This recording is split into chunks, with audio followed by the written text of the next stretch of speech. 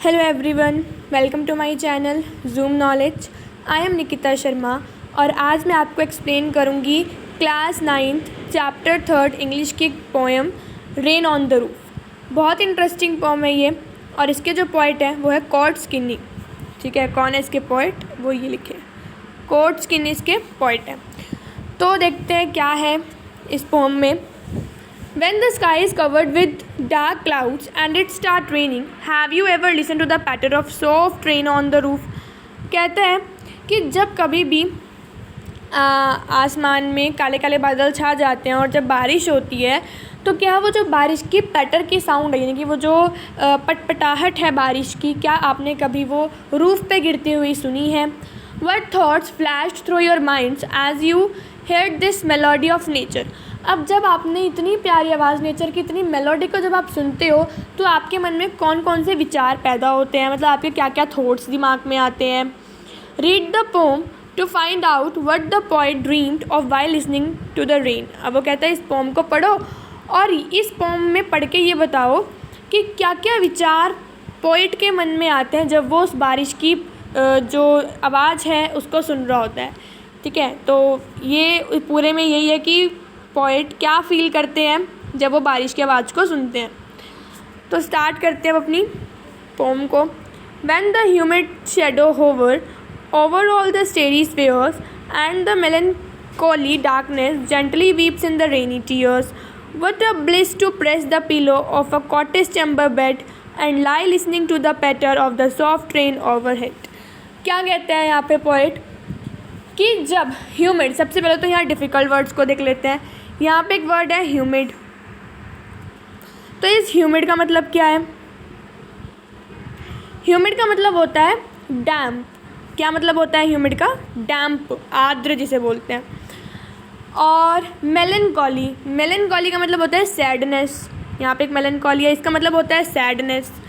ठीक है, तो यहाँ पे पोइट कह रहे हैं कि जब when the humid shadows hover all over all the starry spheres, कि जब पूरे आसमान सितारों से भरे आसमान के ऊपर जब ह्यूमिड शैडोज़ पूरा ढक जाती हैं, पूरी आ जाती हैं। ह्यूमिड मतलब बहुत ही डैम्प शैडोज़, यानी कि बादल जब छा जाता है। And the melancholy darkness gently weeps in the rainy tears, और जितनी भी दुख वाली जो डार्कनेस है, यानी कि जो सैडनेस वाली जो आपका अंधेरा है, वो बारिश की फॉर्म में आंसुओं की तरह जब बहता है।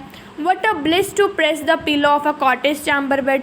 कॉटेज चैम्बर बेड का मतलब होता है कि एक घर का कोई कमरा, ठीक है, रूम ऑफ द हाउस, कि वो मुझे बहुत ही अपनी वो फीलिंग बता रहे हैं कि जब मैं देखता हूँ ऐसा कि पूरा स्टार्स वाला जो स्काई है उसके ऊपर जब बादल आ जाते हैं और जब वो बरसते हैं in the form of tears. ठीक है, टीयर्स की फॉर्म में अपने वो मेलनकली डार्कनेस को लेके जब वो नीचे बरसते हैं तो मुझे बहुत ही अच्छा लगता है उस समय उसकी आवाज़ को सुनना।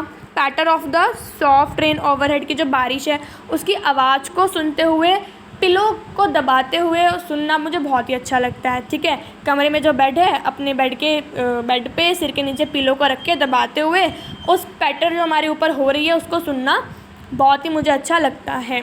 ठीक है, वो ये बता रहे हैं कि बहुत ही आनंद देता है मुझे वो। फिर उसके बाद है every tinkle on the shingles. अब सबसे पहले तो यहाँ टिंकल का मतलब क्या होता है? टिंकल का मतलब होता है यहाँ पे लाइट सी रिंगिंग सी साउंड जो होती है ना, मतलब बहुत ही स्वीट सी जो साउंड है वो होती है टिंकल की आवाज़। ठीक है, और शिंगल्स कहते हैं जो रूफ़ पे टाइल्स लगी होती है ना, वुडन की, लकड़ी की रेक्टेंगुलर वुडन की जो टाइल्स लगी रहती हैं रूफ़ पे, वो शिंगल्स होते हैं। Every tinkle on the shingles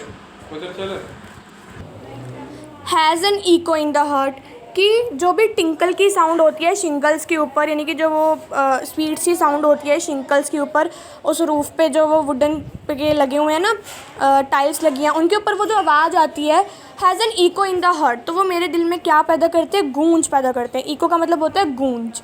and 1000 dreamy fancies into busy being start, और वह कहता है कि बहुत हज़ारों की संख्या में बहुत से अच्छे थॉट्स मेरे बिजी माइंड में आने स्टार्ट हो जाते हैं।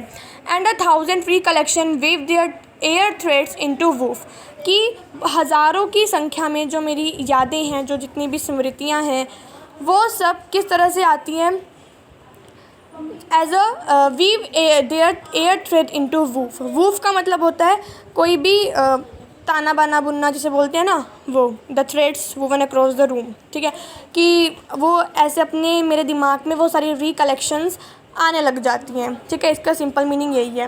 And I listen to the patter of the rain upon the roof, और मैं क्या सुनता हूँ, वो जो पैटर की आवाज़ है, यानी कि वो जो बारिश की आवाज़ है, of the rain upon the roof, roof के ऊपर की आवाज़ को मैं सुनता हूँ। नेक्स्ट स्टैंजा है, last stanza, now in memory comes my mother. अब वो कहता है एकदम से उनको पोएट को किसकी याद आती है, उनकी मदर की याद आ जाती है। As she used in years agone, मतलब वो जो पोइट की मदर है वो बहुत हज़ारों साल पहले ही, मतलब बहुत सालों पहले ही चली गई थी, यानी कि उनकी डेथ हो चुकी है।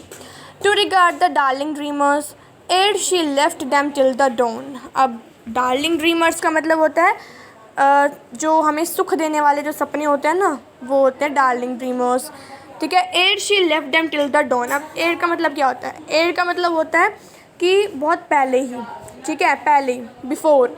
और डॉन का मतलब होता है कि जब सूर्य आपका आते हैं, जब सूर्य देवता आते हैं, सनराइज़ होता है, उससे पहले का जो टाइम है ना, उसे डॉन कहते हैं। तो वो कहते हैं कि मैं पूरी वो डार्लिंग ड्रीमर्स को याद कर रहा हूँ, ठीक है, टिल द डॉन, यानी कि सुबह से ही। Oh I feel her fond look on me, और मुझे ऐसा लग रहा है कि उनकी जो मेरी उनकी मदर हैं, वो उनको देख रही हैं, बहुत प्यार से देख रही हैं। As I list to this refrain which is played upon the shingles by the patter of the rain. अब वो कहता है अब मैं उसी ध्वनि को सुनता हूँ। रेफ्रेन का मतलब होता है जो बारिश की आवाज़ है ना, उसे बोलते हैं, ठीक है। Repeated part of the song या पोम, ठीक है, यहाँ पे यूज़ किया गया है बारिश के लिए, ठीक है। बारिश के लिए जो रिपीटेड साउंड है ना, उसको रेफ्रेन बोला गया है। तो कहता है कि जैसे कि मैं पूरी रेफ्रेन को सुन रहा हूँ अच्छे से, जो किसके ऊपर चल रही हैं, शिंगल्स के ऊपर, यानी कि रूफ़ के ऊपर जो चल रही हैं, by the patter of the rain, उस बारिश की पटपटाहट, ठीक है। तो ये आपका था पूरी poem rain on the roof. यहाँ पे जो पोइट हैं आपके कॉर्ट्स किन्नी, वो अपनी ही भावनाओं में खोए हुए हैं, एक इमेजिनेशन कर रहे हैं वो बारिश की आवाज़ को सुन के। बारिश की जो पैटर है वो उनको बहुत ही ज़्यादा सुख पहुँचाने वाली हैं। So that's all for this video. Next video में हम लोग इसके क्वेश्चन आंसर्स को डिस्कस करेंगे। अगर आपको हमारा वीडियो अच्छा लगा तो प्लीज़ इसको लाइक कीजिए, शेयर कीजिए अपने फ्रेंड्स के साथ, और सब्सक्राइब भी कीजिए हमारे चैनल को। और अगर कोई डाउट है तो उसको कमेंट सेक्शन में ज़रूर डालिए। Thank you, have a nice day.